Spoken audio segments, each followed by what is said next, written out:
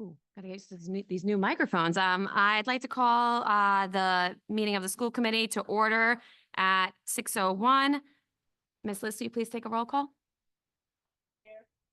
Mr. Shalal. Ms. Doobie. Here. Ms. Fernandez. Here. Oh, okay. Please rise to the Pledge of Allegiance. It's back there. I pledge allegiance to the flag of the United States of America and to the republic for which it stands, one nation, under God, indivisible, with liberty and justice for all.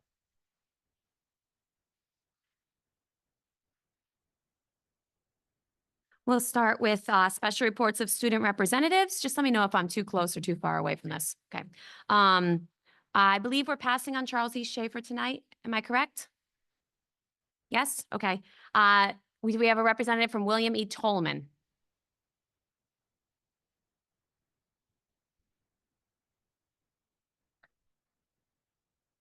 Good evening. My name is Jaide. I am a senior in the Marketing and Management CTE program at Tolman. Some programs have started attending field trips. I was able to attend a field trip last Friday at Bryant University. And the forensics program had its first crime scene investigation. They set up a crime scene in the hallway for the first year students. And the internships also started this month. We went out last week. I'd like to recognize Davina, one of our senior volleyball players, who was nominated last week for the Providence Journal's Athlete of the Week. And our principal, Ms. Vajaro, started a principal's cabinet, which is a group of students who advise, help advise with the administrators. And they had a meeting last Monday, and they discussed what was going well and what they wanted to improve throughout this year. Finally, we had our homecoming last week and our spirit week as well. It was really fun. We had our homecoming game. We lost, unfortunately, but it was like by 2 points. And yeah. Thank you. We have a representative from Jacqueline M. Walsh.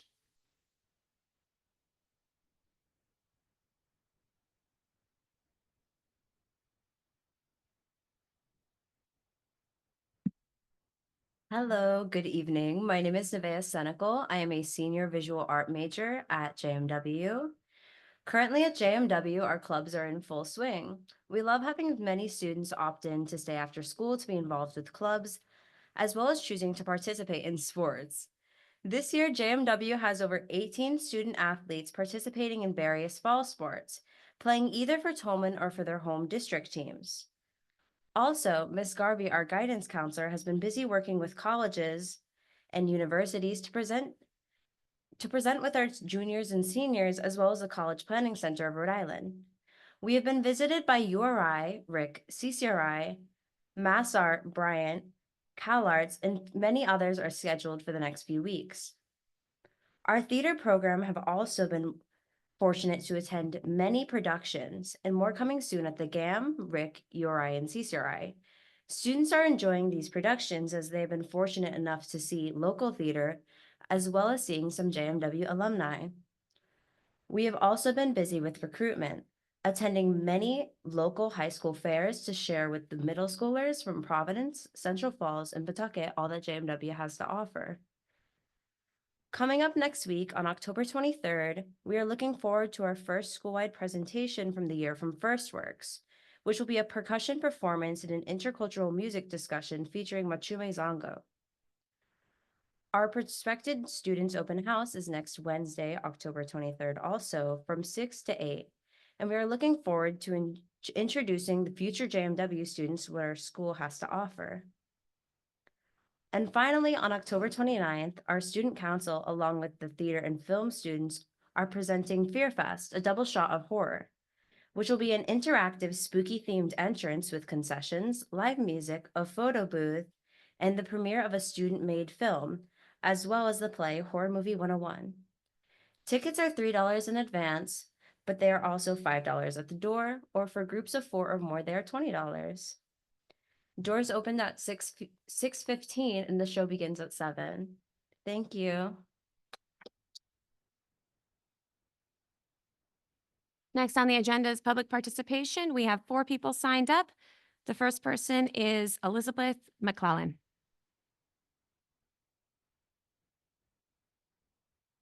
Good evening. My name is Elizabeth McClellan, and I teach second grade at Baldwin Elementary School, and I'm here to advocate for the families of the students in my classroom, and by extension, the families in the district. I'm also here today to ask this committee to create a policy to ensure our families have equal access to information. Thankfully, we've gotten the Google and Skyward information sheet translated so that families can access that information. However, we're still not providing families access to communicate within the school department unless they speak English. I was excited to hear that the district's looking into a new service where families can call and get information in the language that they speak, but that seems a little bit far off. Families want to be involved and don't have the ability to do so. At the beginning of the school year and the opening, I had parents messaging me on Canvo begging me for my help, because they had no way to request or access information from the central office or contact central office when there were busing issues. We have parent-teacher conferences coming up in December. Usually this is a day that is difficult due to not having enough interpreters for the day. It leads to parents not having access on the same day as others to talk with their child's teacher. This has frequently been made the responsibility of the MLL department, but it really is a district issue. There are plenty of students who no longer receive MLL services, yet their families still need interpreters and translation services, which makes this a district-wide issue and not something that falls solely on the MLL department. There are several avenues we could explore, such as using students who are currently in translation or interpreter classes or in programs at local colleges, or reaching out to our community partners to see if there are in-person resources available for those 2 conference days. Along with this, I would like to highlight that report cards are due to come out at the end of January. As of the June 2024 report card, only the envelope and the grading explanations were translated. It's important for families to understand what's going on in their child's education. Without having the standards the students are being graded on translated for families, we don't allow them to participate in their child's education. Last week, I had the privilege of, not last week, I have the privilege of being one of 30 students selected to be in the Cape Verdean Creole class for Pawtucket educators. The presenter brought up a set of words, ignore and ignorant, and it kind of stuck with me a little bit. They come from the same Latin root, but they mean 2 different things. To ignore something means to deny its either importance or its very existence. To be ignorant of something is that you lack awareness or that it's even actually possible or present. As a district, we're not ignorant to this need, and I would hate for it to be implied that we're ignoring it. Title VI of the Civil Rights Act of 1964 requires recipients of federal financial assistance to take reasonable steps to make their programs, services, and activities accessible by persons with limited English proficiency. A district receives funding for the purpose of translations. Several of the vendors the district has contracts with do not provide translated flyers or information. I'm asking this body to create a policy that would require vendors to provide information in the languages our families need. I'm asking you to set that standard by requesting that these translations from the companies we work with. We may be the first to ask, but in no way is Pawtucket School Department the only school department that needs these translations. You have the ability to set the standard for equity. Thank you. Yes. Wonderful speech, but maybe I missed it. Are you saying in-person issues for translations at the ad building? Is that what you were speaking about, like in person, if a parent shows up? I'm saying that I had a family who had no way to get busing. Yeah. And they couldn't contact it because they don't speak one of the 3 languages that we have everything interpreted into. So they had no way of requesting a bus. They had no way of contacting and speaking with anyone because there was no way for them to do so. So I was doing that, the go-between, but this parent was like, I've tried, the messages are all in English. I can't, I don't know what to do. Thank you. Next is Mr. David Fagnoli.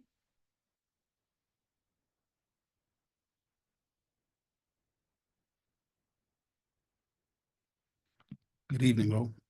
My name is David Fagnoli. Thank you for the time this evening to hear what I have to say. I'd like to take a moment to address something that was stated publicly by a member of this Pawtucket School Committee at last week's Pawtucket Historical Commission meeting. It was stated that bond funding is presently being utilized to renovate Shea High School. The committee member also stated that Shea was expected to be utilized as a Pawtucket school for the next 20 years. Am I the only one missing the fact that the funding for Shea High School in Tolman was denied by RIDE due to the fact that Pawtucket was unable to find an appropriate location in order to educate our high school students while the appropriate renovations would take place? I was present at the meeting last month where the school committee approved patching the roof there at Shea. I was also there when the gentleman proposing the work stated that this work would have to continue every single year until a full roof was funded. It was also stated that Tolman was going to be turned into housing. That's no shock to me. It sits right on the river. With our current city officials, a location on the river would be perfect for housing. But it was the first time any Pawtucket resident, it was made public to any of them, and it was quite a shock. I think everybody remembers in 2022 when the New England Association of Schools and College Accreditation Agency issued a formal warning to the city of Pawtucket regarding the need to address the critical safety repairs necessary at Shea High School.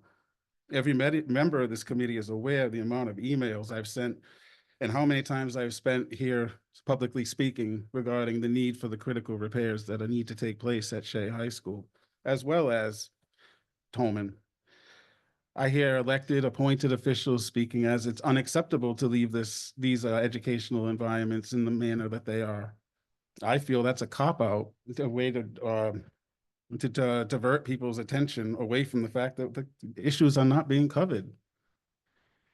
Pawtucket parents, teachers, residents, and city officials all deserve to know what's going on at Shea and Tolman. It's been that way for 6 years since the bond funding was approved by Pawtucket voters. And a unified high school, if it takes place, was at least 6 years from now before these students will actually have a unified high school to take place and have an appropriate education given to them. Immediate funding needs to be put in place for these schools, unless you have somewhere else to educate them. With that said, thank you for taking the time to listen to me, and vote Fagnoli on November 5th. Heather Rodriguez.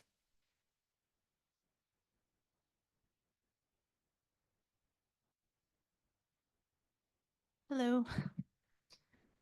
My name is Heather Rodriguez and I teach at Shea High School. I just wanted to address tonight some of the statements that have been made recently and over the past year. I want to start by saying that I know that every person here tonight is here because they want what is best for our kids, and I respect that and I honor that. And I thank everyone for all the work and time and effort they put into that. The Pawtucket Teachers Alliance has always been and always will be a strong group standing together, dedicated to working to improve conditions for students and teachers. Because at the end of the day, the teachers' working conditions are our students' learning conditions. There have been many comments made over the last year that all allude to similar themes, that the teachers are great except for the leadership, or most teachers are great, but the leadership. Questions about how we exercised our First Amendment rights in the past election by handing out flyers, as we have done historically. Comments targeted specifically at our president, aiming to disparage him, malign his character, and isolate him from the rest of the Pawtucket teachers. There's an allegation that leadership acts without the members' knowledge, or that they call the shots and the rest of us just fall in line. The Alliance is the Pawtucket teachers. That's who makes up the Alliance. Our teachers are strong and passionate about our students, and I promise you, as a building rep, the teachers at Shea have no problem speaking up and challenging any decisions that they feel are not in their students' best interests. And I doubt that there are any teachers in the rest of the buildings that have that problem either. We elect our leaders to represent us, to voice our opinions and advocate for what we believe is best. And I want to make one thing abundantly clear. We elected our president and the rest of the board to speak for us, and they do. They don't speak in place of us. And because Mr. Beaupre speaks for us, he takes the brunt of the frustration, the anger, and he willingly takes the arrows so the rest of us don't have to. But we stand together. And we know that we won't always agree, and that's important because we all have roles to play. By sharing ideas and even arguing, we find the solutions that help make Pawtucket a better place for our kids and for our teachers and for our families and our communities. By sharing these ideas, we need to do so respectfully. A question was brought up, what teachers meant when they said they wanted someone who fights for them. And I thought it was a fair question. And I thought it was a fair question that deserved an answer. So I decided to ask teachers what they meant by that. So these are just some of the responses teachers gave me. Actually listening to us, we love and work with our kids every day. We advocate for them. We want to feel heard. We want someone who will fight to help us get the resources we need to provide for equitable education to the kids, provide a schedule that works for the students and teachers, curriculum that includes all levels and styles of learning, translations, time to teach, but also to plan and grade so we can provide appropriate feedback that our kids actually need to grow. Listening to our concerns and truly hearing us, being honest about problems and working to find solutions, helping us provide what we need to meet the needs of every student, no matter where they came from or what their reading levels are. When I say I want a school committee that will fight for us, what I really meant to say was, will show us respect as teachers, see us for who we are and individuals. Fighting for me looks like pushing for equitable, culturally responsive, and safe spaces, policies, and practices. Someone who's fighting to make sure the students have all the services they need, an environment where students and teachers feel safe and the respect they deserve as professionals, and someone who works collaboratively with us to help us all be successful. Thank you for your time and commitment to our students. Christine Bento? That was good timing. I believe her statement was towards me, actually. So I can answer all of that today. The first thing that I wanted to do was keep my promise that I made last 2 meetings to remind you guys of the incident that took place at the school department in August, which I have appered some information, but it hasn't gotten to me yet.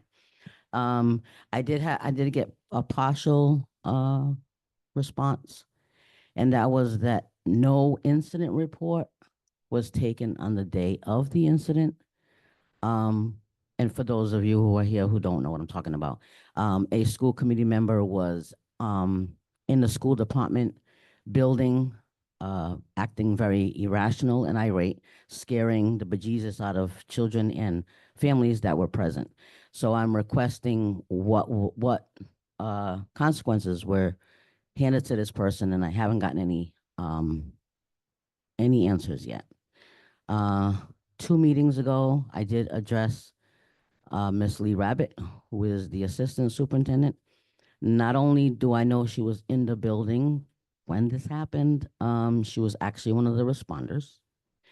And it's more concerning to me that as of Friday of last week, the response that I received for my APRA request was that there were no incident reports taken. So there's no written document on this incident, which is really creeping me out, especially to find out that an assistant superintendent was responding to the incident and there's nothing documented.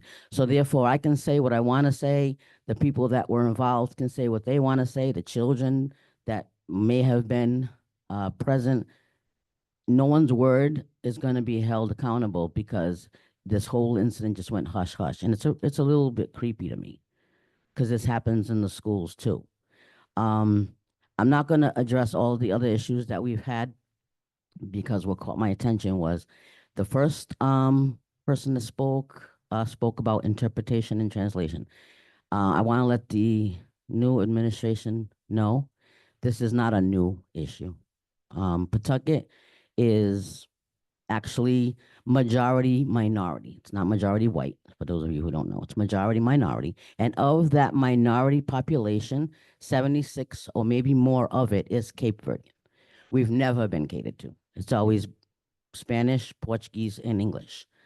There's no official Cape Verdean language, although she said something about she was taught some Cape Verdean words, which is great. I saw that online. That was awesome that they did that. However, this has been an issue that has never been addressed. I brought it to this podium for years before the new administration came in. It's not a new problem. It's an ongoing problem that nobody seemed to care about before.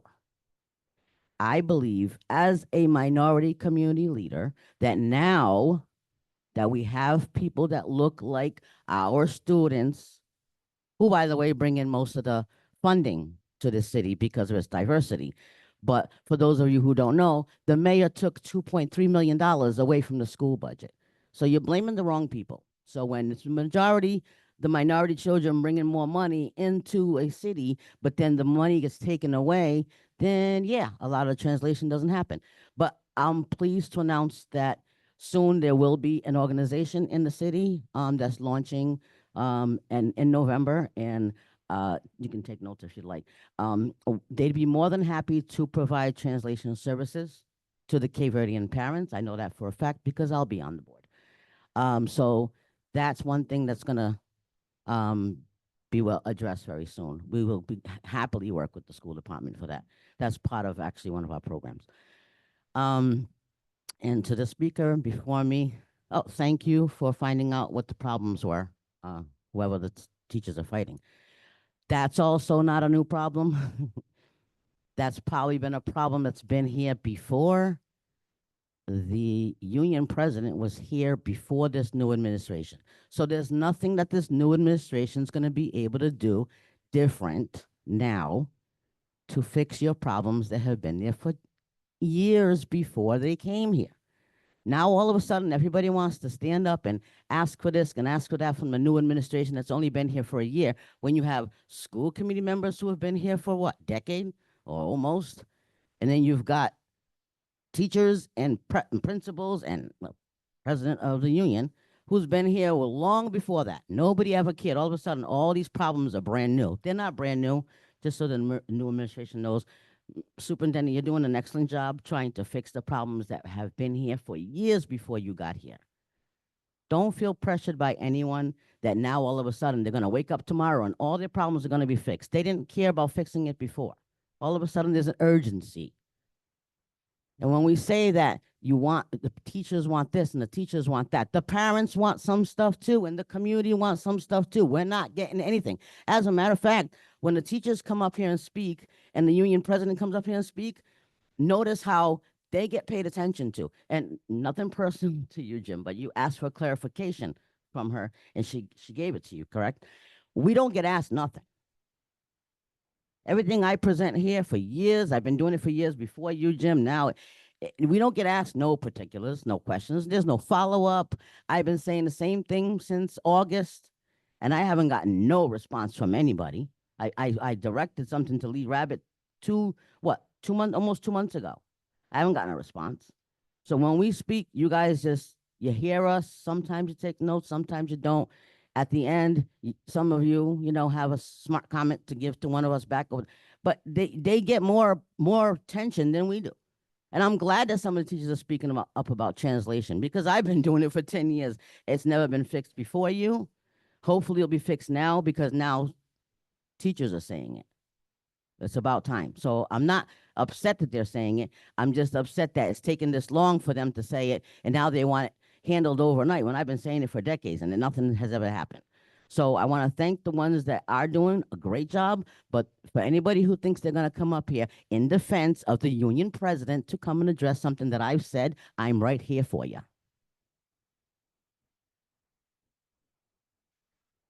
Next up, we have a presentation, Pawtucket High School Project Progress and Design Update. Colors?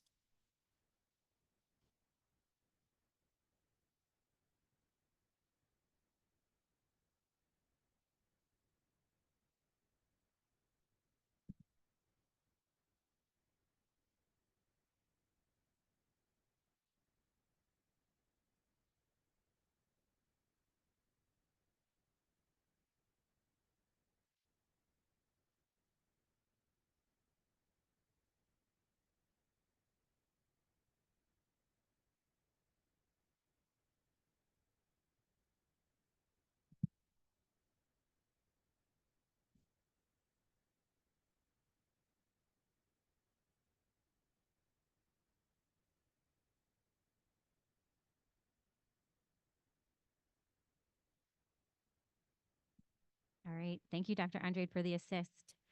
Good evening, members of the school committee. My name is Megan Havrilla. I am the senior PM with Collier's Project Leaders. And also up here with me is Gordon with Shawmut Design and Construction, and Jonathan with Jonathan Levy Design. So we're here to give you a update. It's something that we've been very much looking forward to, having the opportunity to give you guys an update in terms of what we've been up to behind the scenes.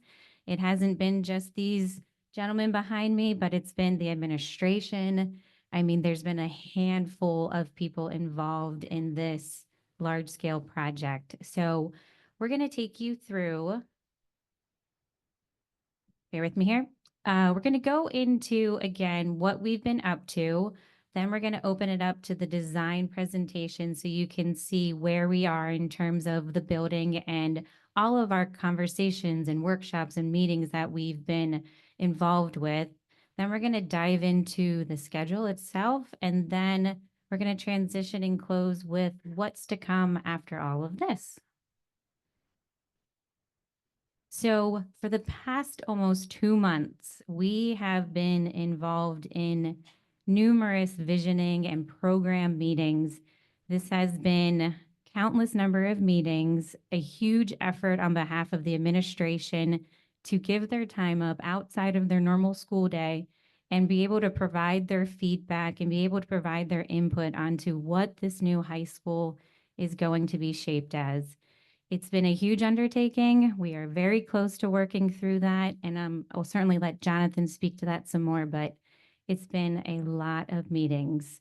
We've also had the opportunity to kick off meetings with RIDE.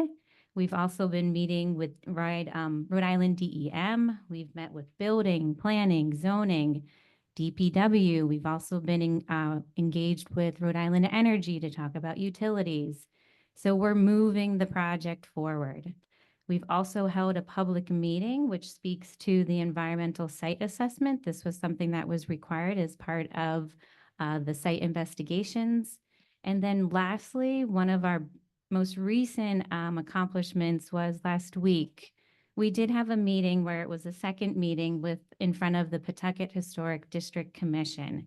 So the purpose of this meeting was we were tasked with speaking to criteria that would identify whether or not the McCoy Stadium does hold historical relevance. And what we had to prove was that based on the criteria, we did show that it didn't meet the criteria. What it did meet was obviously the age of the building. And, you know, what came from that was a unanimous vote by the committee that was 4-0. And what that allowed us to do is it allowed us to avoid a 6-month delay to the project. So that was a really big hurdle. It was something that we got through. The meeting, you know, was met with a lot of emotions. You know, McCoy Stadium has a big place in everyone's heart. Everyone has their stories. And I think that's really important for us to take in, incorporate it into the design and, you know, preserve those memories and figure out how we can really capture them with the new building. So again, emotions were high, but we were able to, I think, take input and, you know, like I said, we will incorporate it into the design. So that was a big moment for us. And at this time, I'm going to turn it over to Jonathan to show you what he's been up to.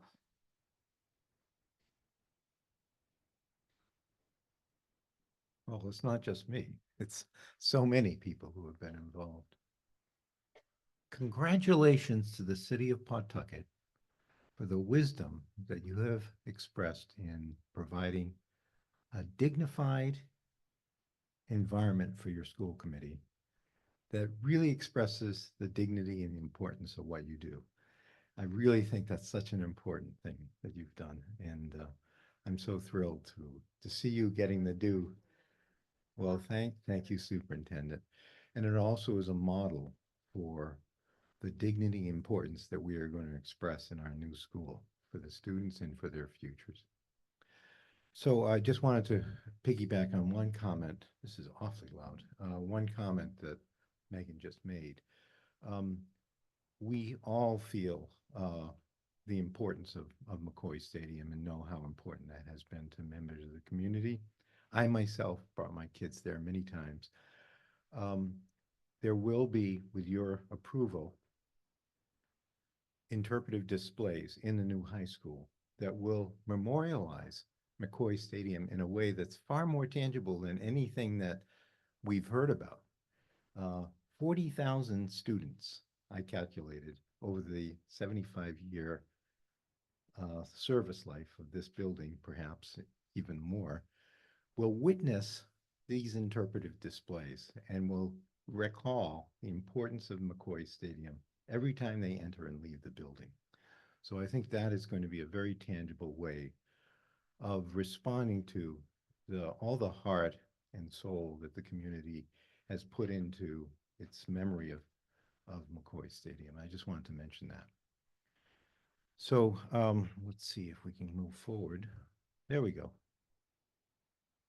So yes, it has been 2 months that we've been working with Superintendent Royal and others, many others, Mark Andrade here, Lee Rabbit and Madam Tate, the folks that have been are here in the room.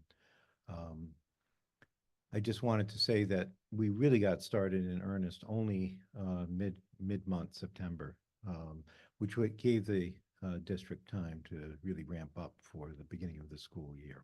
So that's when we really had our first meetings in earnest, and so much has been done in the intervening time between then and now.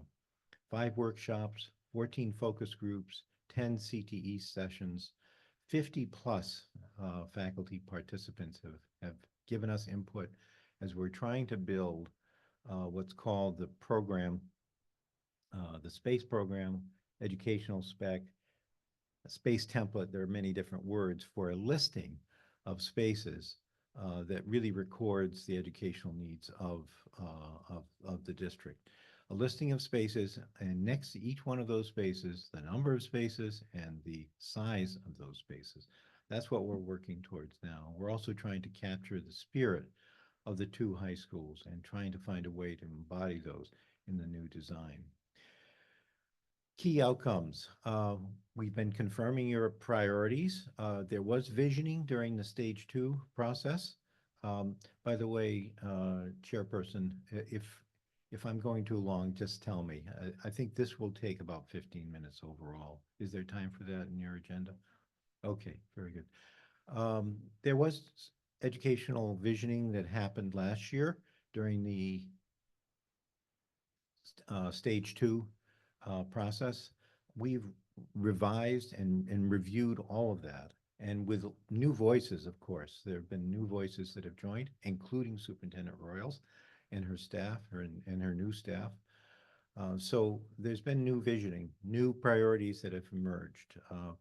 Teaching strategies and learning models that we've discovered, getting into much more detail than we had before. We've also explored the circulation strategy for the building. And then the most important last item on that list is discovering the configuration of something called an SLC. That stands for Small Learning Community.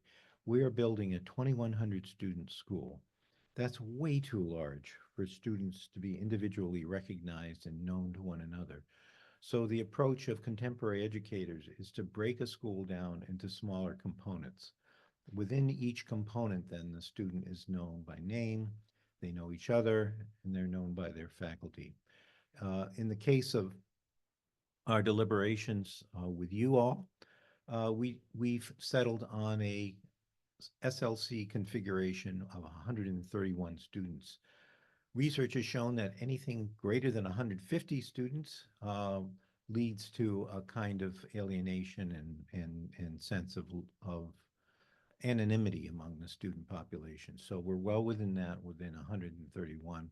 If you do the calculation, that means that there will, in the new school, and this is the basic building block of our new school, be 16 SLCs, 16 small learning communities, each of them forming a kind of a neighborhood where people will know each other. Focus groups have gone the whole list, and these are people who are people in your staff, among your staff and faculty, represent all these different topics, food service, and you can read the list there, all the components that make up a high school. We confirmed both the academic and non-academic space requirements and adjacencies.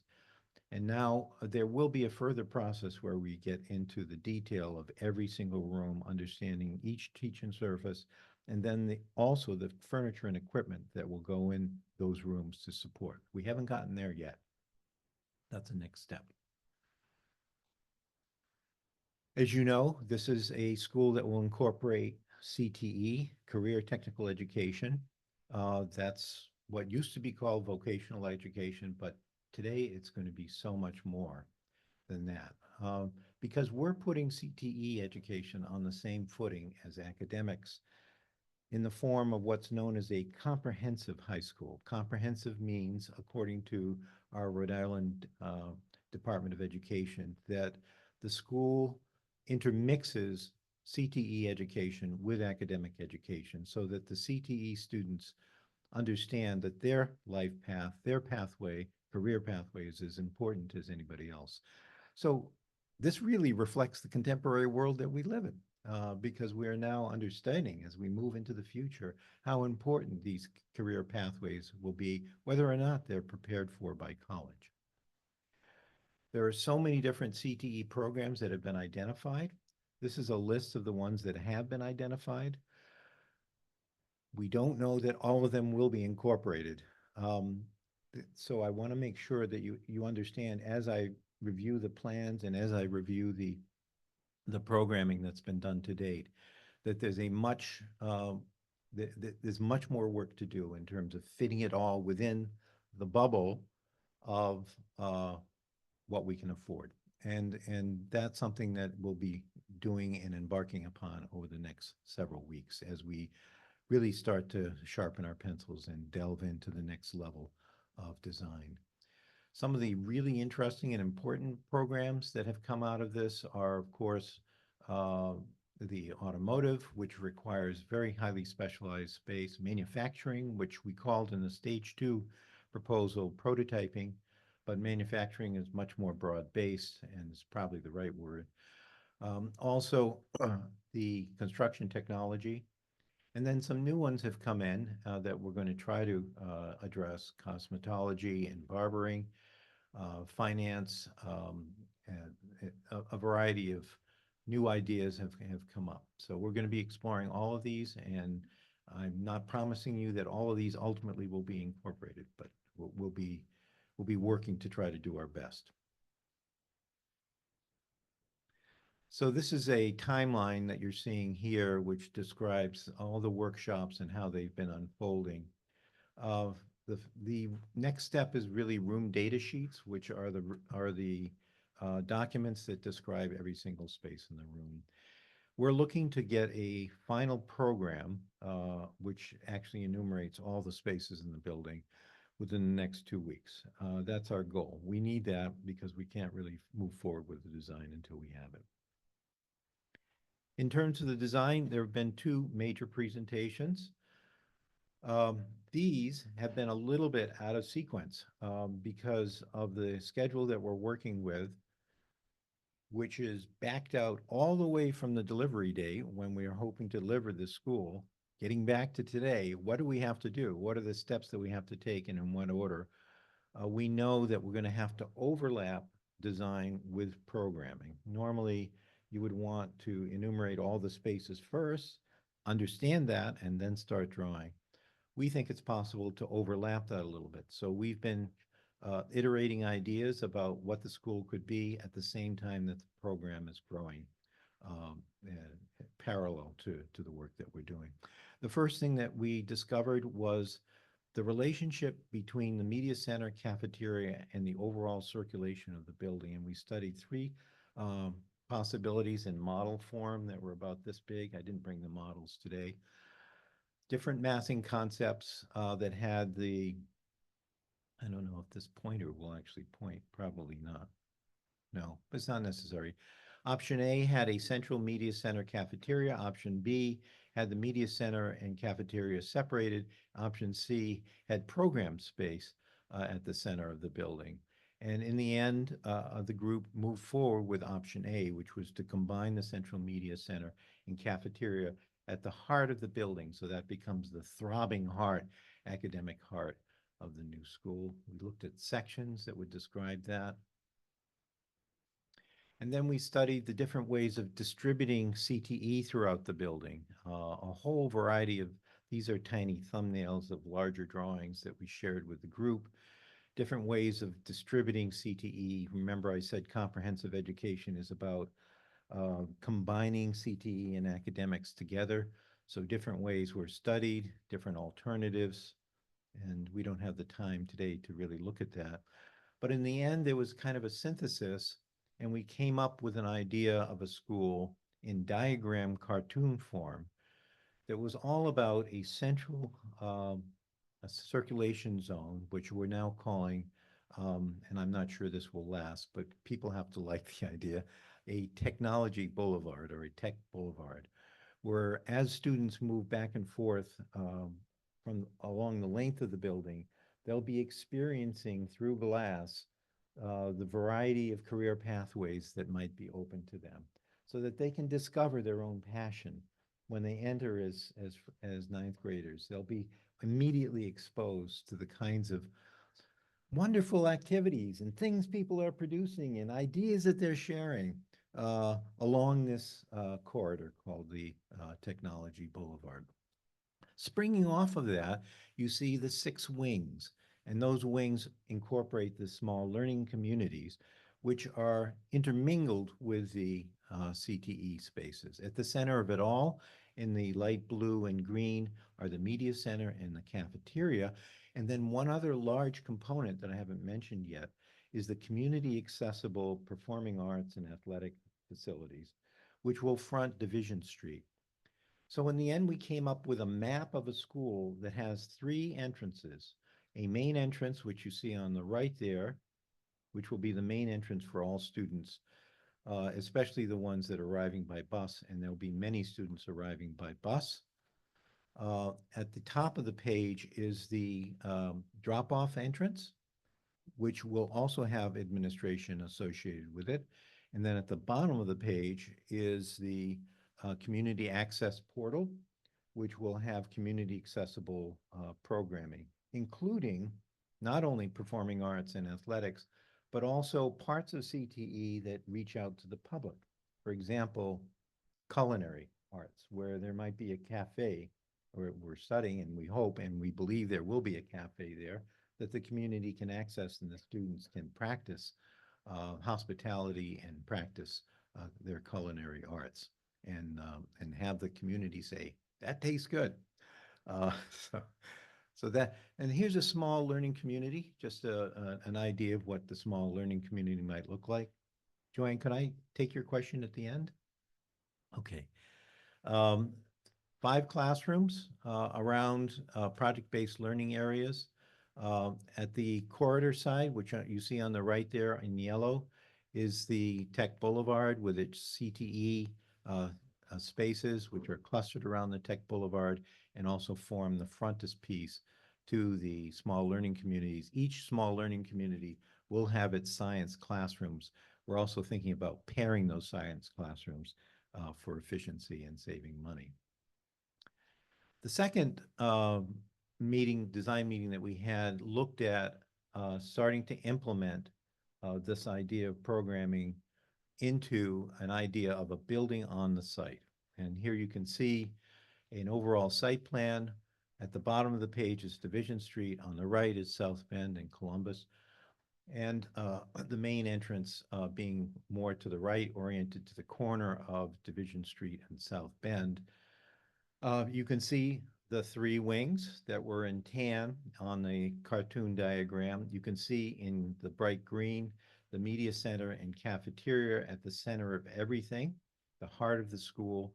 And you can see at the bottom on the left is the athletic facility, which will be a large double gym, and then all kinds of other ancillary spaces, locker rooms, team rooms, health classrooms, all of that will be on the left. And on the right, the performing arts facility with a 750-seat auditorium. I don't know how that compares to the one that's in the building that we're in now.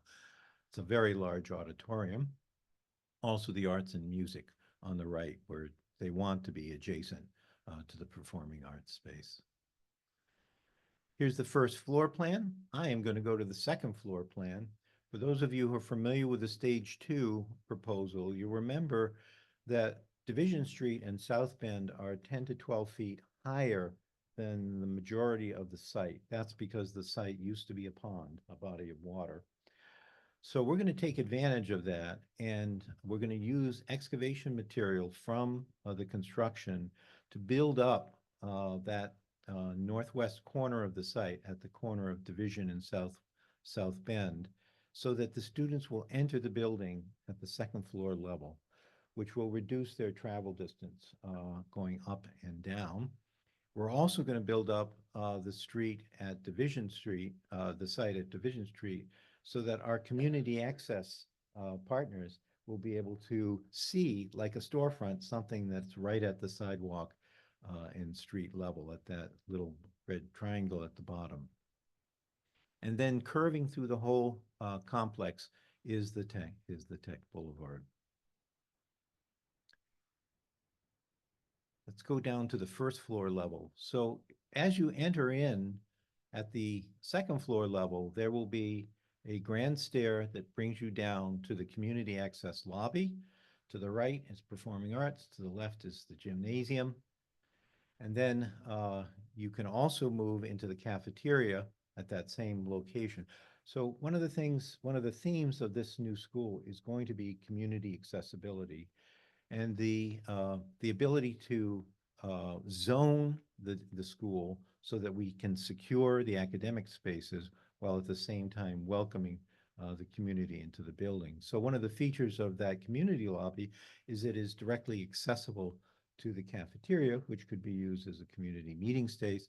At the second floor level, one of the features of that entry point is that it enters directly into the media center as well, which can be zoned off and separated from the rest of the building. So at those community access elements will be at the ground floor, and they will open to the new athletic field, football field and track facility, together with its new stadium, which we hope will incorporate at least a part of the McCoy Stadium seating. There's a plank or two that we think we can reuse and build into the new bleachers.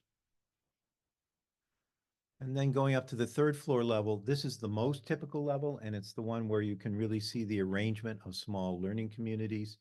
Each small learning community being a branch of the bars or the wings. There are 6 you can see here. And then finally on the uppermost floor, 4 more small learning communities. This is an artist's imagined view. We haven't yet gone anywhere near the point where we can make this tangible, but this is an artist's view of what the new cafeteria media center feature, with its surrounding outdoor amphitheater and entry canopy on the right and main administration on the right, what that will feel like as a community amenity, how exciting that will be to display all of that, and especially all the wonderful things that are going on inside the media center, which RIDE has identified as being one of the most important things about a school, is the media center. It's really the brain, the intellectual hub of the school. So that concludes my tour through what we know so far about Pawtucket High School. So much more to be done. I would say if this is the totality of the design work to be done on the school, we're probably right there. So very, very little has been done so far, but enough so that we're working towards a very important threshold, which will be in January, when we need to know more about what all of this will cost and what we can really afford. So with that, I'm going to turn it back to Megan. Or Gordon. Yeah. Gordon. Thank you. Thank you, Jonathan. Well, that was pretty exciting. I'm a little more boring because I'm talking schedule. So Gordon Zanio, Project Executive for Charlotte Design and Construction. So what's been done so far? Other than all the great work that they're doing behind the scenes, we were issued a demolition package and a site enabling package, which we're currently pricing out on the street to subcontractors. We'll be working through that and hopefully presenting that sometime around December, with the intention of being out on site for demolition first of the year. The red stars that you see Those with the yellow around it, those are submission to RIDE. So each one of those schematic design, design development, 60%, those are all the RIDE submissions that we have to get through. But this kind of overlaps with the construction. So we're looking to get early release packages, sometime January, February, to work on, ground improvements, which takes us, get into the ground, build it up structurally, get the steel in. So sometime August, September 25, we'll be out on site, doing that type of work. And then the construction really takes you out all the way to, October, November of 28. Now, I know in the beginning, there was some talk about turning the building over in July or June of 27, of 28. But as a team, we thought, this is a big undertaking. It's 400,000 square feet. We didn't think it was fair to hand over a building in July and have the teachers move in September. I just didn't think it was feasible. We didn't think it was feasible. This gives us enough time for Jonathan to do his work, gives us enough time to get into the ground, develop a plan, execute the plan. And I think turning the building over in October, November, in the prior year, there's a lot of work to be done after we get the building. The educators have to get educated. CTE programs have to be all educated. So we thought that bringing the schedule out to October, November of 28, you still get all the points from RIDE, everything works really well, and you have a building that we can commission, you can move into, we can educate everyone about it, and it's still a moving target, but that's where we're going to end up. And that's pretty much the high-level schedule. There's a lot of work being done, behind the scenes. Obviously, we can improve that, we will, but right now, this is what we see in the near future.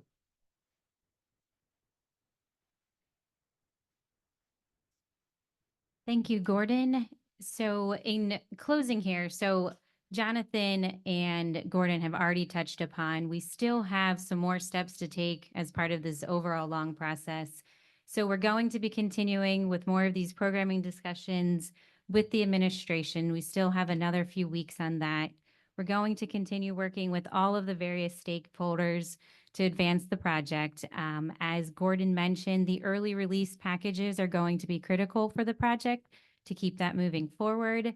And then next time we'll look to present would be when we're looking to do our next submission, our first submission to RIDE, which is our schematic design package. So with that, we have still a fair amount of work to do until the next time we see you. We will also be talking about some of the project kickoff events in terms of how we're going to memorialize McCoy, when we're going to advance, the demo. So there'll be further conversations and a lot more planning to be done. So please ask any questions of the team. And thank you for your time. Mr. Shalal? Thank you, team, very much for all this hard work. Demo, McCoy Stadium, demo by July of 25. Yes, that's. What's your name, Joe? Luger, McCoy Stadium will be demoed by July of 25? I like that. All right, good. I thought in school committee, did this go before you still on facilities? Because I thought the school, we went from a 7-story building down to a 5. The presentation is a 4. I'm not trying to stir anything up, but is that a cost saving? Did you find that we can get everything inside 4 floors instead of 5? We heard loud and clear from a number of folks in the district that there was a preference for a building that was more like 4 stories. Can I, did the school committee have a say in that? Not the, like, I just don't know, did facilities come to you saying we want to eliminate a floor? It also was part of the decision to make the media center and the cafeteria the center of the school, rather than, we were kind of struggling to figure out whether it made sense to put certain specialized academic space in the center of the school, which was a feature of the stage 2 submission. So in the end, it wasn't one program that made sense to elevate like that. So that's the reason why we put the media center in cafeteria, but we didn't bring that decision to you yet. This is our first design presentation, and this really represents 1 month's work, so you haven't been out of touch. No, no. This is And I'm our, assuming that that's a cost savings too. I think it is a floor. cost, I think it is a cost I'm not savings. questioning in the sense that, please don't, I'm not Yeah. asking you to let us pick the color of the walls. Do not let us do that. So. We are about to do that in No, just a please minute do in my not. I know, Baldwin I saw that, presentation. but that's not, anyway, I'm gonna keep my commentary to myself, but the school, the school committee members, please help. Did you guys twist it? Wasn't it going out? little different. I'll talk to Joanne, I guess. We did, Oh. we rotated it slightly clockwise in order to optimize the harvesting of daylight. And that Well, also reduces energy costs over the lifetime of the school. And you're talking about highbrow, I'm not trying to hijack the meeting, chairperson. You're talking highbrow stuff. I'm just the guy that kept asking you guys, oh, Gordon, you remember, I'm very concerned about the legacy of McCoy Stadium. I want to make sure that we remember McCoy Stadium. And we were talking about putting in a baseball field on the complex. Do we have it where you think we can fit a high school standard 320-foot wall, or way too far in advance for that? So we're a conversation? little, if you don't mind, I'll answer the question. We're a little far in advance of that. Okay. We need to bring in our sports programmer specialist to work directly. But we did test to see what the site would look like in this particular configuration. Mm. If you compare this to the stage 2 submission, you'll see that the overall footprint has actually been compacted some. And we were able to open up more space on the site so that it's not just a high school regulation baseball field, it's actually a professional regulation baseball field that's shown in that drawing there. We also were asked to think about a softball field. We don't know if we can afford a softball field in addition, but we did test and find that we could fit both the softball and the professional size baseball field on the site in that southern corner of the site, plus the full-size football field with bleachers and with an 8-lane track, athletic track around the football field. So this is all conceptual level, but I'm pretty sure that now whether we do a softball field or whether we do preparation fields or soccer fields or lacrosse, I don't know what's going to happen with that, but we have plenty of room. Also, there was thoughts about tennis courts, which are very expensive to build, but those are also things that we probably can accommodate. So we have a lot more work to do with the district to discover exactly what the priorities are. But there's more space on the site than we thought. Oh, that's good to hear. For the responses to the questions. And can you please clarify for Mr. Shalal and for other committee members and for the community? So you're at the high level conceptual, you're gathering information from stakeholders, and that's where we are right now. When is the next time you will come before the committee for an approval that will then go, when I'm looking at this move ahead, there are stages that you come before the committee and say, this is where we're thinking now after all of our conceptual ideas. And at that point, we approve and they go to RIDE. Am I correct? Okay, thank you. Correct. Yes. So I believe we're looking to present in February, going into RIDE in February. So we Yeah. would look to go before you a few weeks ahead of that. Yeah. So January. Thank you. Ms. Manolo. So I see now we have 3 entrances. Yes, I like that. you do. Good. Well, that'll reduce Yes, it will. congestion, but Yes. going from one end of the school to the other end, have you figured out timing wise? Are they going to be able to get to the next class in the time that's allotted? That's a great question. I don't have an expert answer yet for that, but I will give you the answer. We'll figure it out. Keep in mind that most of the movement within the school occurs in what we're calling the North Campus between the SLCs. Then there'll be occasional migrations, of course, down to the cafeteria and to the athletics. But most of the migrations between classes will occur within the SLCs. Okay. So is it going to be a weekend CTE and then a week in academics? Is that what the plan is? No, we don't have a schedule to present to you, but we will be working on the actual scheduling of the new school. We know a lot about the scheduling of the existing two schools now. Okay. And we're going to be then combining that with a new proposed schedule for the new combined school. So we don't know the answer to that question. I'm going to remember next time I see you to tell you how long it takes to get from one end of the school to the other. The other. Yeah. Thank you. Ms. Fernandez. So Yes. where's the parking for the school?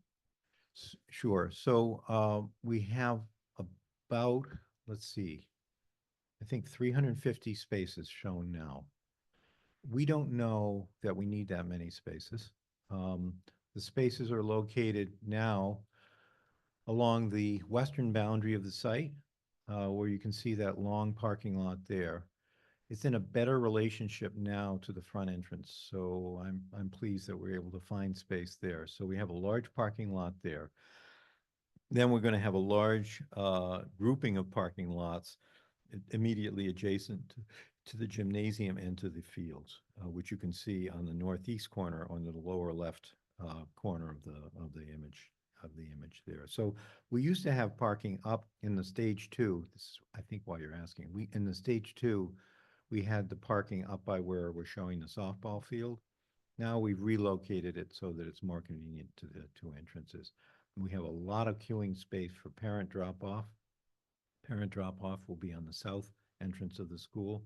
And then a lot of queuing space, over 1,000 lineal feet of queuing space through the parking lot for the buses.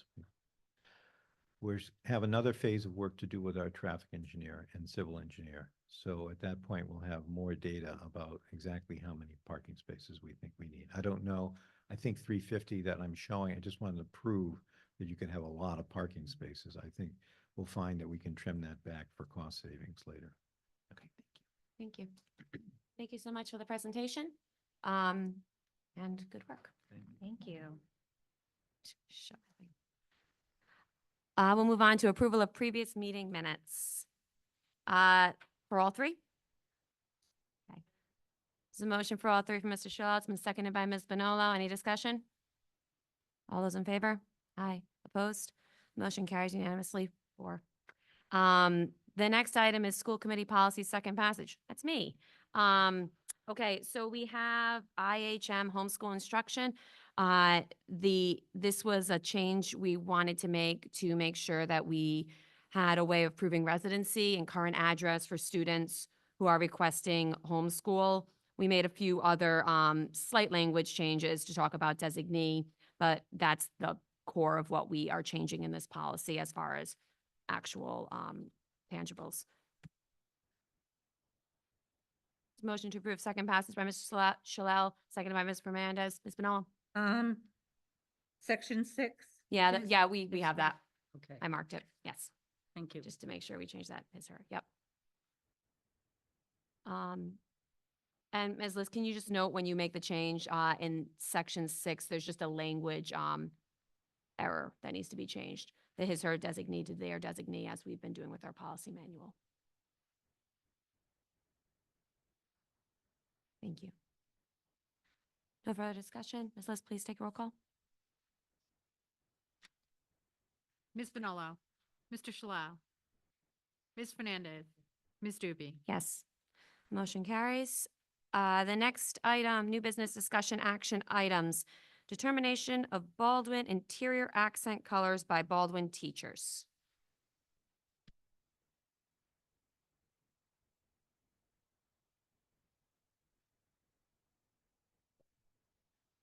Good evening. Good evening.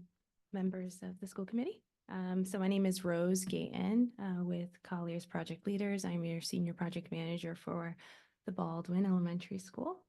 So if I can take you back a couple of months ago at the beginning of the summer when it was warmer, the Baldwin design team presented all the interior color samples to this committee. all of the colors and samples were approved with the exception of a couple things. So the accent colors, the gym pads, and the carpet for the library and admin space.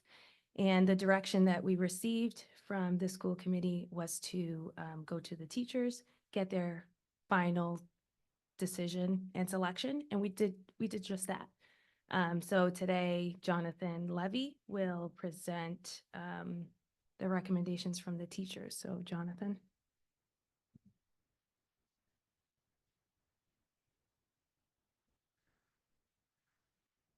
Yes, it's me again. So we met with the teachers on 2 occasions to talk about accent colors. So the Baldwin will have accent colors on the interior of the building as well as the exterior. I brought the board on the right of the slide just as a reminder of what the accent colors were like the last time we looked at them together, and I showed you here, and then you said, well, let's find out what the teachers think is right. So ignore the ones on the bottom. On the top there, on the upper right of that picture frame interiors board, are the colors that going on the outside of the building. And I just wanted to show you those to remind you that those aren't changing. So we're still going to have those 4 colors indicative of each wing and floor of the new school. So you'll see that when you visit the new school, you'll see a different color for each wing, on the outside of the wing, on the inside courtyard side, and so on. On the left are the 4 colors that the teachers, I brought them a whole bunch of different colors to look at out of my swatch book. On the left are the ones that the teachers felt were appropriate for the inside. And we heard loud and clear from the teachers that bright colors might represent a problem for teaching and learning, that they might be distracting or might be agitating. So there was a preference for blues, muted blues, and greens. And we will, just like on the outside of the building, have 4 different colors on the inside of the building. In this case, it will be by floor and by wing. So there'll be 1 color for the first floor north wing, another color for the second floor north wing, and so on and so forth. And these are the 4 colors, and I'm going to show you how they're going to be applied. So in the typical classroom, on the upper left of the slide, you'll see a view of 2 of the classroom walls that have accent colors on them to brighten the space and to give a sense of a uniqueness and specialness to the space. Overall, you approved an off-white color scheme for most of the surfaces, but there will be these 2 stripes. One that's around the LED touchscreen monitor, which you can see in the bottom, that green, and then the other will be on the other side of the room around the writable magnetic, one of the writable magnetic boards and above doors. So there's little touches of color here and there. So ignore the green, and then those 4 colors will represent the classrooms in each of the 4 wings and floors. So that's what they're thinking. And I think it's a terrific idea to go with more muted colors. Another place is the accent locations within the corridors. This drawing actually is a little deceiving because in addition to having the stripes like in the classrooms, you'll see something that looks like a wainscot or a band around near the bottom, near the floor that goes all the way around the corridors. Those will have variety of colors. And that variety will include all of the colors that are within the school. So you'll see in that band kind of a rainbow of muted blues, greens, and yellows as you move around the school. And that also becomes a maintenance layer that will prevent dinging and scuffs and so on at that level for these little kids below 30 inches. So that's the second place where the accent colors will occur. And then, oh, there we go. The next topic is the colors in the gymnasium. The gymnasium will be ringed by safety padding, wall padding, and those come in colors. So the colors that were selected, I see one of the teachers here, will be that blue and that yellow. And there'll be a mix. Predominantly, there'll be, I think it was 2/3 of the blue and 1/3 of the yellow. So, and they'll be intermingled in a kind of random patchwork.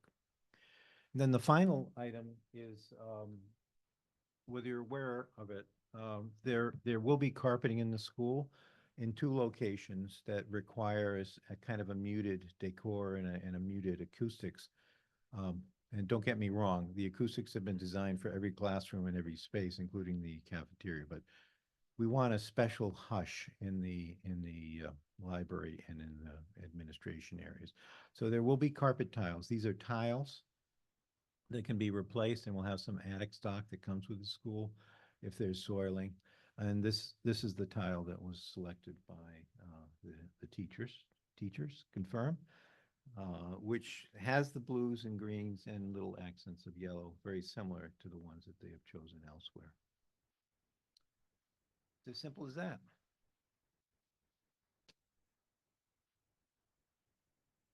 Motion to approve by Ms. Manolo. Seconded by Mr. Shalal. Any discussion? Ms. Manolo? On the carpet tile, Yes. there's a lot of white in it. No, it doesn't show white there. Okay, in Yeah, the there's no video, white. in the, Yeah, there's Slide no that white. looked white. This is an actual sample. okay, Yeah. perfect. Okay. Thank you. good. No further discussion? Ms. List, please take a roll call. Ms. Vinolo, Mr. Shalal, Ms. Fernandez, Ms. Doobie. Yes, motion carries unanimously. The next item, recommendation to award the design services for the roof replacement project at Varrier Elementary School. Projects. Good evening. Good evening. So on behalf of the Pawtucket School Department, Collier's project leaders solicited direct proposals from architectural firms of the State Master Price Agreement Contract Number MPA 494A to provide design and construction administration services for the Francis Varrier Elementary School roof replacement project. So the recommended motion that the Pawtucket School Committee award design and construction services for the Francis Varrier Elementary School roof replacement project to Studio Jade of Providence, Rhode Island, in the amount of $74,860. That will include 2 allowances shown above, one for cost estimating allowance for $5,500, and the second one is for engineering allowance for $5,000.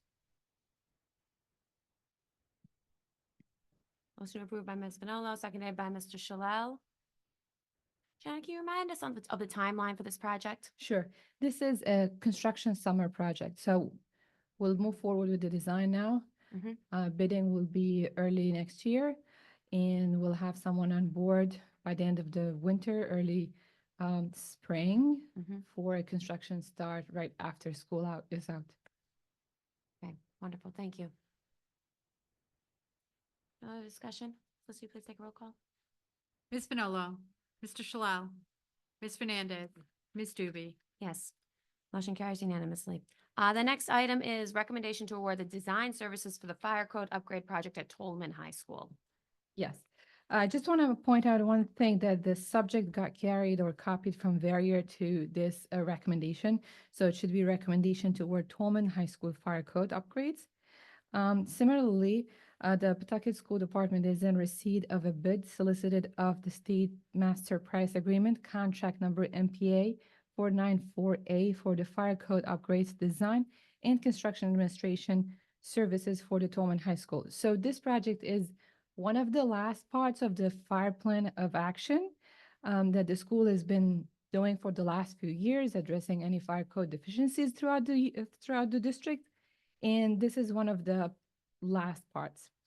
The recommended motion here that the Pawtucket School Committee award the Tolman High School fire code upgrades, design and construction administration services for a total of $64,175 to BTGA, which is Brewster Thornton Architects, Group Architects of Providence, Rhode Island. Motion to approve by Ms. Bonello. Seconded by Ms. Fernandez. Any discussion? Ms. Lissy, please take a roll call. Ms. Bonello? Mr. Shalal? Ms. Fernandez? Ms. Doobie? Yes, motion carries unanimously. The next, we have food service equipment purpose.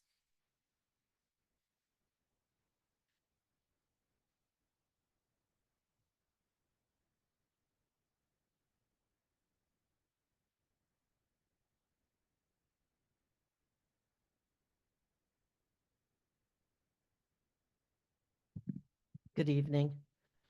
Before you, we have a proposal to purchase some new food service equipment. Mr. Brochu couldn't be here tonight, so I am presenting this. In the summary, the district lunch fund must be utilized to only support the school breakfast and lunch program.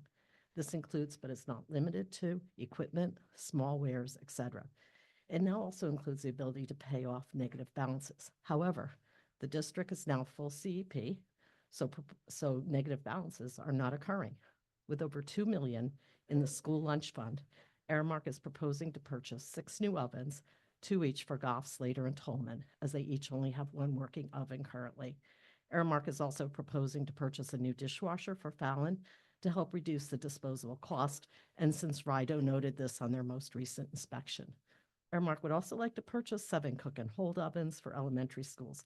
The total cost, if awarded, is $97,353.06 out of the lunch surplus fund. Motion to approve by Ms. Bonello. Seconded by Ms. Fernandez. Ms. Bonello. You know when that work will be done, summer? No, that work will be done this year. Will be done Yeah. during school? It'll be done, right.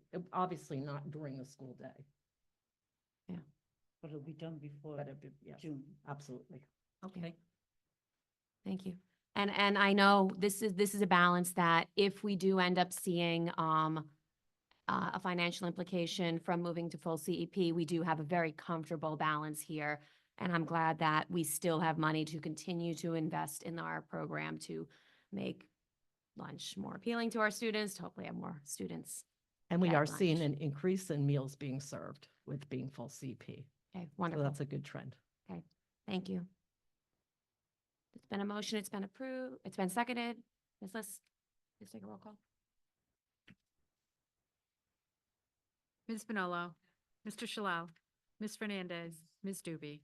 Yes, motion carries unanimously. The next item has been asked to be continued by the member who requested it, so it'll be on a future agenda. So we'll move on to discussion items. We have 4 there as per usual. If there are any questions, you may ask them, the various people who are here. We have monthly vendor, budget transfer, work order, and enrollment. Ms. Bonello. Question on the enrollment, Superintendent. Hope Academy doesn't show because the students are rolled into their actual home schools. Is there a way that we can show Hope Academy so we can see how many students we have there at any given time? You know, they're still enrolled in their home schools, so Hope Academy is not a school, it's a program. Okay. That's all. Other questions? Okay, we'll move on to superintendent's update. Ms. Rowe. Okay, good evening, everyone. We have 3 special guests if you all want to come. I want to first take this opportunity to introduce to you 3 of our new employees to our special education department. First, I'd like to bring to the podium Ms. Rachel Moray. She moved to Rhode Island in November 2022 and recently joined Pawtucket as the Director of Student Personnel Services. As a transformational leader with over 20 years of diverse experience in education, organizational management, and community engagement, both on the East Coast of Florida and in Rhode Island, her experience involves systems change, staff and program development, and improving access and inclusion for students with disabilities. In her role in Pawtucket, she is championing the rights of students with special needs and learning differences and shaping the overall direction of the special education program. Welcome, Ms. Rachel Moray. Want to say a couple words? Sure. It has been an amazing experience joining the Pawtucket team. I am very excited to be here. It's been a warm welcome, a very positive culture that's brewing here, and the schools have just been incredible to work with. So thank you for being so welcoming to me and my colleagues, and we're very excited for the work ahead. Thank you. And I just want to state for the record that Ms. Bonolo, better known as Auntie Bonolo, asked me, she's like, Ms. Royal, why can't we meet the new hire leadership when they're hired? Can they come to the committee meeting so we can meet them, learn a little bit about them? So I listened, thought it was a great idea. So that's why they're here today. So I just want to put that on record. So hopefully we'll continue to do this moving forward. So our next guest and new family member, Deanna Katoya, Assistant Director of Student Personnel Services, is an experienced educator and administrator specializing in early childhood, elementary, and special education. With a master's in literacy education and extensive leadership role in various Rhode Island school districts, she has successfully developed and implemented high-quality programs, ensuring compliance with special education regulations. Deanna has a proven track record of fostering community partnerships and enhancing education outcomes through data-driven initiatives and professional development for educators. Here in Pawtucket, she will be supporting our early childhood and elementary students in schools, as well as our speech and language pathologists, occupational therapists, and physical therapists. Let's give a warm welcome to Deanna. So much for the welcome. I'm very excited to be here and joining the team to be able to work with all students across the district. So thank you so much. Thank you. Last but not least, Christine Medeiros. Did I say that right? Medeiros? Okay.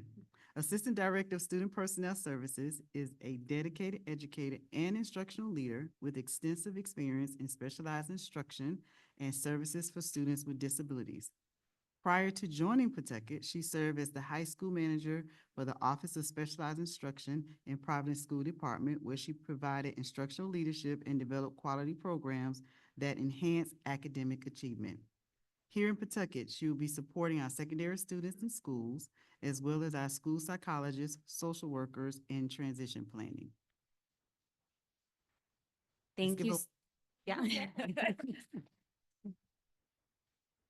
I just want to say thank you so much. I think it's sometimes hard to transition after being somewhere for so long, but everyone here has been very welcoming, like Rachel said. And it feels like some of the people I've worked with, I've known forever. So I thank everyone for just being really transparent and warm and welcoming to us so far. Thank you. All right. Thank you, special education team. Awesome. As a parent of 3 special ed students, I am really excited that you all are here. And I love that you said that, you know, how positive the environment is. And so that's great. Welcome. Thank you.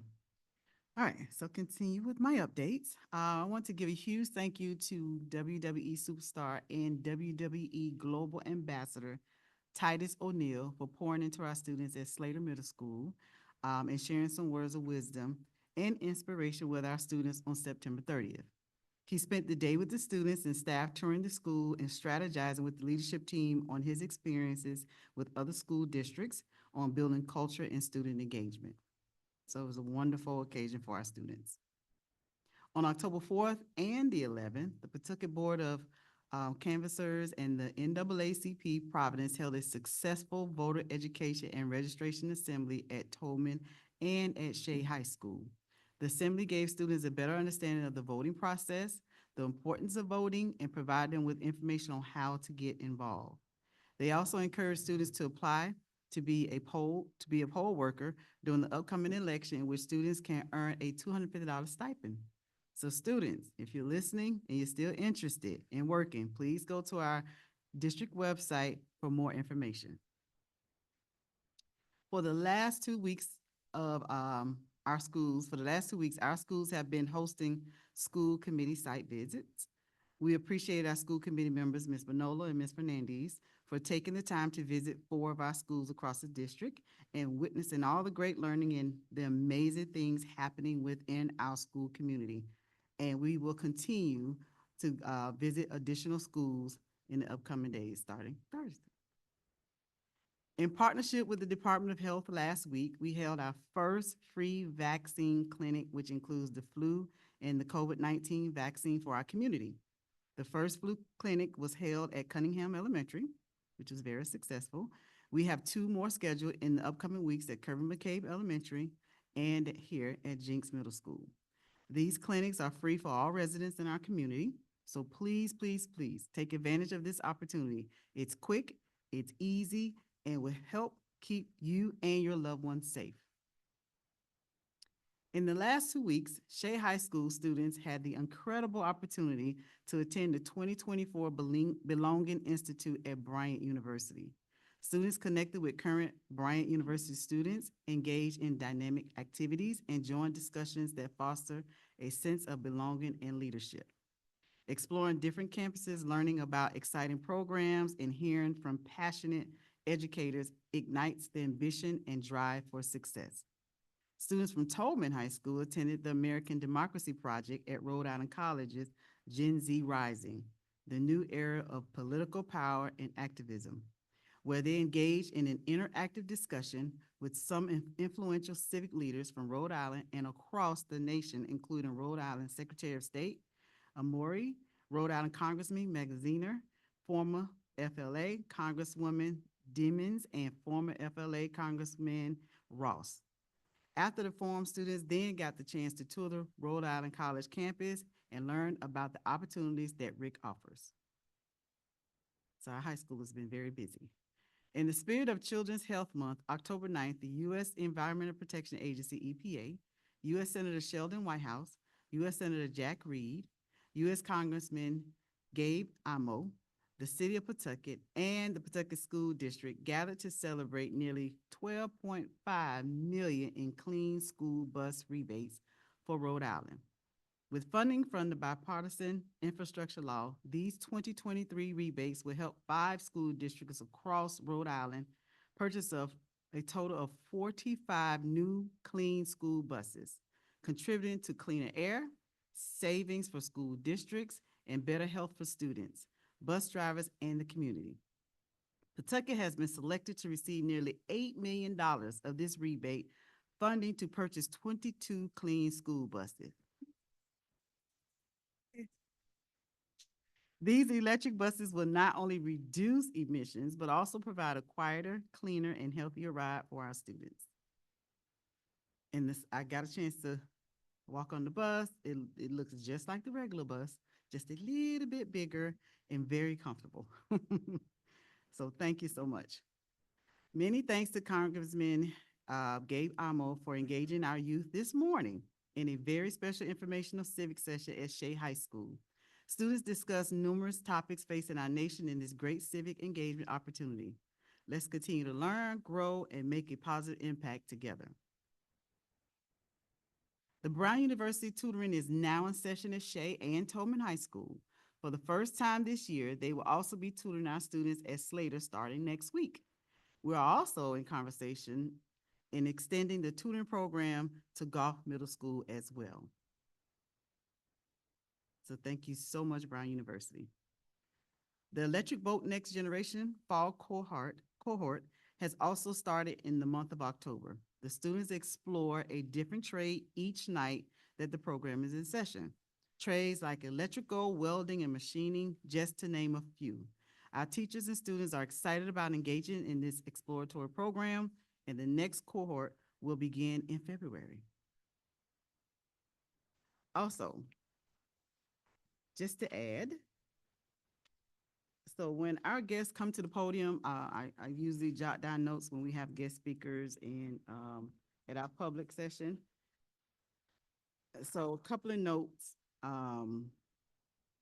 As far as the translation, yes, when I came, we had some things in translation, not much. So we're still working to cut, because when you're looking at a school district our size with so many forms that have to get translated, it is going to take us time. But I can certainly, certainly assure you that we are definitely working on making that a possibility. And not only in the top three languages that need to be translated, I'm looking for programs that translate all. So steady working on that as well. So I just want to let you know that that has not gone unnoticed or ignored. And in addition, report cards for Hirsch and my MLO department working to make that happen for January as well. Also, Mr. Dave came up regarding the Shea and Tolman. Wasn't at the meeting, so I can't speak on that, but I can say that we do have funding available to repair Shea and Tolman. Because like you said, it is important that we do make as many repairs as we can so that our students have a safe, dry place for learning. So I will be using our funding from our capital reserve account because we were planning initially to pull that money from our bond. And then some point, I think around December sometime, we had to pivot. So we had to make some changes in our budget. So what we did was we pulled some things that were in the capital reserve, put it in the bond money that got approved through RIDE. So now I can free up some of that money in capital reserve to make the necessary repairs for Shea and Tolman. So I just want to just try to clarify that. And then also, thank you, Ms. Bento, for the translation of Cape Verdean for families. I think that's important, and may need to have a discussion about that because that would be very helpful. But just want to know, it's important to me as the leader of this district that when we do have families that reach out that have needs, I don't want you to necessarily have to wait till we come here. Reach out. Dr. Tate, Chief of Schools, pretty much available at any time. Even if sometimes parents reach out to our Alliance president, he'll call and text, Ms. Royal, I got this family. So I just encourage you to reach out as soon as possible when those concerns come so we can address those families' concerns as soon as possible. Okay? So thank you so much. Okay, we'll go to school committee member updates. Mr. Schlell. They usually take all my, I have my notes back. No, thank you very much and good night. Ms. Manalo. Ms. Fernandez. No, good night. Okay, I will also say good night and I'll entertain a motion to adjourn. Motion to adjourn by Ms. Manalo, seconded by Mr. Schlell. All those in favor? Opposed? Motion carries. We are adjourned at 7:33.